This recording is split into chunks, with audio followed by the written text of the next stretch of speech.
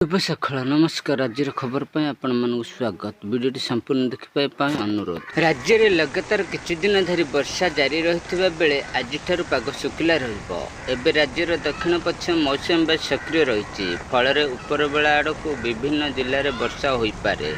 मौसम ट्रफ एवं श्री गंगानगर झुंझुन उत्तर पश्चिम मध्य प्रदेश संलग्न पूर्व राजस्थान पान्ना डाल्टनगंज और सेठारु पूर्व दक्षिण पूर्व दिगरे उत्तर पूर्व बंगोपसागर आड़ को गति करुछि। फल आज राज्य में किछि स्थान में बिजुली घड़घड़ी सह वर्षा संभावना रही आंचलिक पाणीपाग विज्ञान केन्द्र पक्षर कहुई।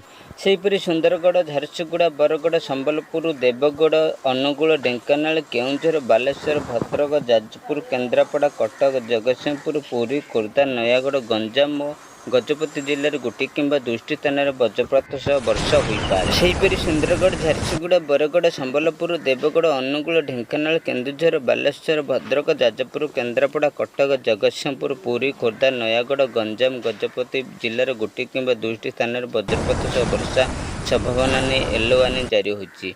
यापर राज्य में पाग शुखिला रहिबो। मौसम सक्रिय जो घड़घड़ी सह वर्षा हो पारे। वीडियोटी संपूर्ण देखिथिबारु धन्यवाद। एहीपरि नुआ नुआ अपडेट पाइबा आम चैनल को लाइक और सब्सक्राइब कर रखिथांतु जहाँद्वारा आपण पाखरे सर्वप्रथम आमर खबर पहुँची पारिबो।